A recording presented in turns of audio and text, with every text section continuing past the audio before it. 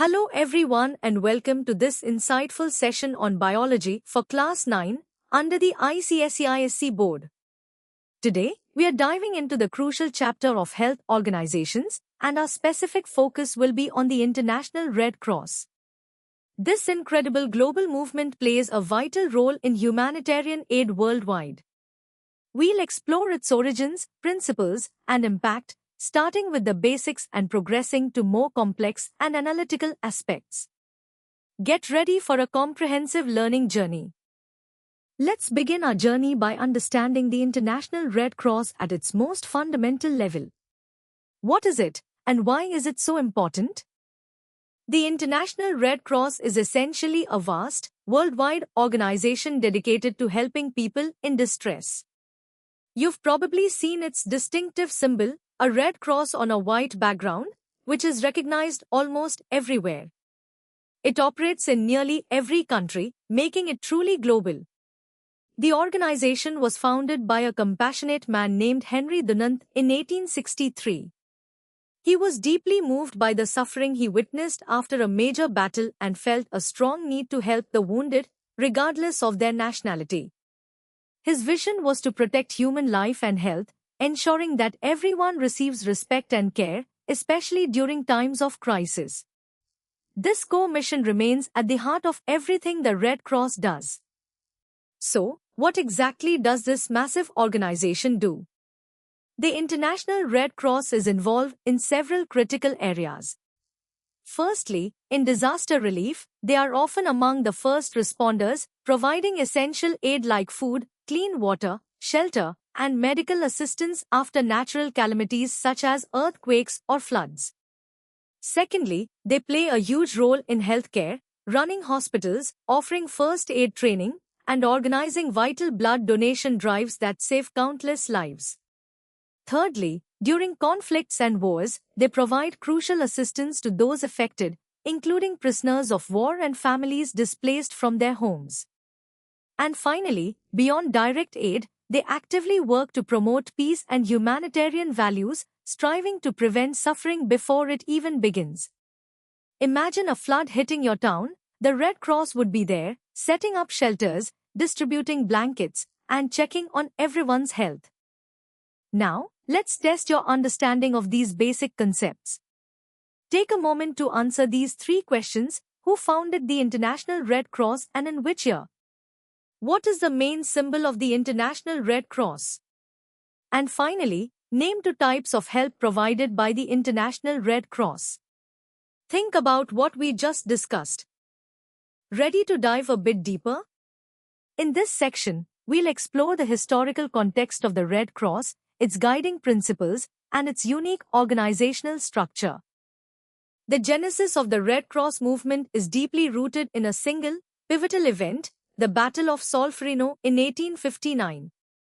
Henry Dunant, a Swiss businessman, was a horrified witness to the aftermath, where thousands of wounded soldiers were left to suffer without adequate care. Moved by this sight, he spontaneously organized local civilians to provide aid to all injured, irrespective of their allegiance. His powerful book, A Memory of Solferino, published a few years later, advocated for the creation of permanent relief societies and an international treaty to protect the wounded. This vision culminated in the formation of the International Committee for Relief to the Wounded, which later became the ICRC, in 1863, and the adoption of the First Geneva Convention in 1864, marking a cornerstone of international humanitarian law. At its core, the Red Cross movement is guided by 7 fundamental principles. Humanity drives its mission to prevent and alleviate suffering. Impartiality ensures aid is given based solely on need, without discrimination. Neutrality means it doesn't take sides in conflicts or political debates. Independence allows it to act freely, adhering to its principles. Voluntary service highlights its non-profit, volunteer-driven nature. Unity dictates there should be only one national society per country, open to all. And universality emphasizes that it's a worldwide movement where all societies have equal status, collectively helping each other. These principles are not just ideals, They are the operational backbone that allows the Red Cross to access and assist those most in need, even in the most challenging environments. The International Red Cross and Red Crescent movement is a global network comprising three main parts. First, the International Committee of the Red Cross, or ICRC, established in 1863, is an independent and neutral body specifically mandated to protect and assist victims of armed conflict and other situations of violence. They are the guardians of the Geneva Conventions. Second, the International Federation of Red Cross and Red Crescent Societies, or IFRC, founded in 1919, focuses on coordinating disaster response and supporting the development of national societies in peacetime. And third, the 192 National Red Cross and Red Crescent Societies are the local arms of the movement, serving as auxiliaries to their national governments in humanitarian efforts, from local disaster relief to health education. Together, this structure ensures a comprehensive and globally coordinated humanitarian response. Now, let's consolidate your understanding with 5 practice questions. Explain the circumstances that led Henry Dunant to found the Red Cross. List and briefly explain any 3 of the 7 fundamental principles of the Red Cross movement. Differentiate between the roles of the ICRC and the IFRC. How does the principle of impartiality guide the Red Cross's actions? And finally, name 2 major areas of work undertaken by National Red Cross and Red Crescent societies. Take your time to formulate your answers. Ready for a deeper dive? In this hard level, we'll analyze the Red Cross's evolution, its legal framework, and the challenges it faces in a complex world. The International Red Cross movement has undergone a remarkable evolution since its inception. What began as an initiative for battlefield aid for wounded soldiers has significantly broadened its scope. After the World Wars, its role expanded to include the protection of civilians, support for prisoners of war, and post-conflict recovery efforts. In the contemporary era, the movement confronts complex global challenges such as climate change-induced disasters, large-scale migration crises, and global pandemics like COVID-19. This constant adaptation reflects its unwavering commitment to the principle of humanity, requiring innovative strategies and flexible resource deployment to address human suffering in an ever-changing and increasingly interconnected world. This adaptability is key to its continued relevance. Let's look more closely at the distinct roles within the Red Cross movement.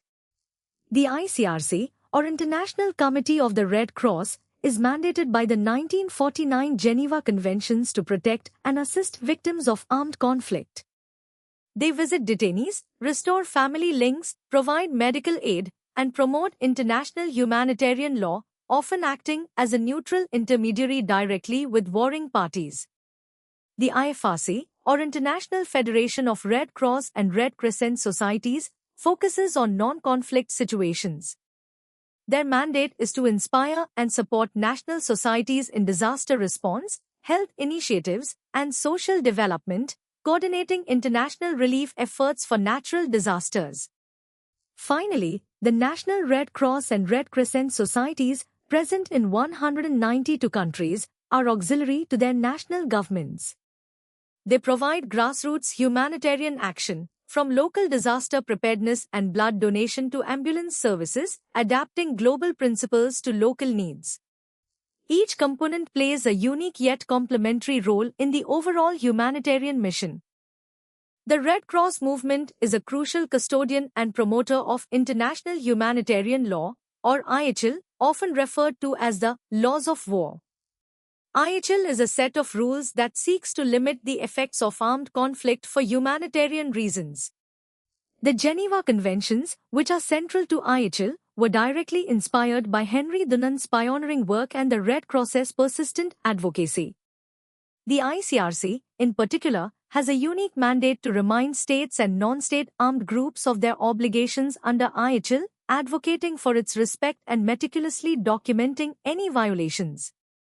This advocacy is absolutely vital for protecting civilians, medical personnel, and prisoners during conflicts, thereby reinforcing the fundamental principles of humanity and neutrality in the midst of extreme violence. It's about setting boundaries even in war. Now, for some challenging questions. How has the scope of work for the International Red Cross movement evolved since its inception? Explain the specific legal basis that guides the operations of the International Committee of the Red Cross. What is international humanitarian law, and what role does the Red Cross movement play in its promotion? Discuss the challenges faced by the Red Cross in maintaining its principles of neutrality and independence in contemporary conflicts. Compare and contrast the primary focus areas of the ICRC and the IFRC. Describe two key functions of the Indian Red Cross Society within India. And finally, how does the principle of universality strengthen the global impact of the Red Cross movement? Think critically about these points. Welcome to the hardest level, where we'll delve into the most complex aspects of the International Red Cross. We'll explore its deep historical roots, intricate operational logistics, profound public health impact, and the critical challenges it faces today. The Red Cross's historical journey is rich with diplomatic and humanitarian milestones. Henry Dunant's experiences at Solferino not only birthed the movement but also directly led to the 1864 First Geneva Convention, establishing the foundational principles of international humanitarian law. This initial treaty, protecting wounded soldiers, was a revolutionary step. Over the years, the ICRC has been recognized with 3 Nobel Peace Prizes, a testament to its consistent efforts during the 2 world wars and for its centenary. Subsequent Geneva Conventions and additional protocols, continuously advocated for by the movement, have expanded IHL to protect shipwrecked personnel, prisoners of war, and, crucially, civilians, demonstrating the movement's enduring diplomatic influence. The adoption of the Red Crescent symbol in 1876, later officially recognized, also highlights its commitment to cultural sensitivity within its universal humanitarian mission. The operational logistics of the Red Cross are a marvel of humanitarian engineering. To ensure rapid response, they manage one of the most complex global supply chains, prepositioning relief items in strategic hubs worldwide, like Dubai and Panama. This allows for immediate deployment during crisis. When disaster strikes, they can deploy modular, self-sufficient field hospitals, known as emergency response units, capable of providing surgical, medical, and public health services even in remote areas, complete with water, sanitation, and power. The backbone of their local response is a vast network of millions of trained volunteers, managed through sophisticated communication systems. In areas with destroyed infrastructure, they rely on advanced ICT, including satellite phones and radio networks, for coordination and restoring family links. Their logistics centers are massive warehouses, crucial for efficiently receiving, storing, and distributing aid, often requiring specialized transport like airlifts or convoys in challenging terrains. The Red Cross's public health impact is profound and multifaceted. They implement large-scale disease prevention and control initiatives, including vaccination campaigns against diseases like polio and measles, especially vital in refugee camps and conflict zones. A core component of their health strategy is water, sanitation, and hygiene, providing safe drinking water, constructing latrines, and promoting hygiene practices to drastically reduce waterborne diseases. They also heavily support maternal and child health through clinics and nutrition programs, aiming to lower maternal and infant mortality in underserved communities. National societies operate essential blood services, ensuring a safe and adequate blood supply for national health systems. Recognizing the psychological toll of crisis, they offer mental health and psychosocial support programs. Furthermore, they engage in crucial HIV, AIDS, and TB awareness and prevention programs, often integrating these services into primary healthcare, showcasing a holistic approach to global health challenges. The International Red Cross faces significant contemporary challenges. The security of aid workers is a growing concern, with increasing attacks necessitating enhanced protocols and advocacy for humanitarian space. Climate change presents another monumental hurdle, demanding new strategies for disaster preparedness, risk reduction, and long-term resilience as extreme weather events become more frequent. Operating in protracted crisis and increasingly urbanized disaster settings adds further complexity, requiring innovative, context-specific approaches. The digital age brings both opportunities and challenges, particularly around data ethics, privacy, and protection of vulnerable populations. Securing adequate, flexible funding in a competitive humanitarian landscape while maintaining independence from government donors remains critical. Finally, there's a growing emphasis on the localization of aid, empowering local responders and communities to lead humanitarian action, ensuring greater ownership and sustainability, aligning with the movement's core principles of unity and universality. Let's tackle the first 5 challenging questions. Discuss the historical significance of the First Geneva Convention and how it laid the groundwork for modern international humanitarian law. Explain how the Red Cross movement, through its diplomatic efforts, influenced the expansion of protection under the Geneva Conventions over time. Detail the engineering insight behind the Red Cross's ability to rapidly deploy aid globally, focusing on 2 specific logistical mechanisms. Describe the comprehensive approach of the Red Cross to public health, specifically highlighting its role in disease prevention and WASH initiatives. And finally, how does the adoption of the Red Crescent symbol demonstrate the movement's commitment to cultural sensitivity and universality? Think deeply and connect the concepts. Now, for the remaining 5 questions. Analyze the increasing challenges to the security of aid workers and outline the implications for humanitarian operations. Evaluate the impact of climate change on the Red Cross's disaster response strategies and future planning. Discuss the ethical considerations involved in the Red Cross's use of digital technology and data collection in humanitarian contexts. Explain the concept of localization of aid and its importance for the future effectiveness of humanitarian assistance. And to conclude, how do the principles of neutrality and independence directly influence the Red Cross's ability to operate and gain trust in complex conflict zones? These questions require a comprehensive understanding of the topic. That brings us to the end of our in-depth exploration of the International Red Cross. We've journeyed from its foundational principles to its complex global operations and the challenges it faces today. I hope this session has provided you with a thorough understanding of this vital health organization. For more such engaging and comprehensive educational content, do visit synapse.omaps.in. And remember to subscribe to our channel for continuous learning and updates. Thank you for joining, and keep exploring the fascinating world of biology.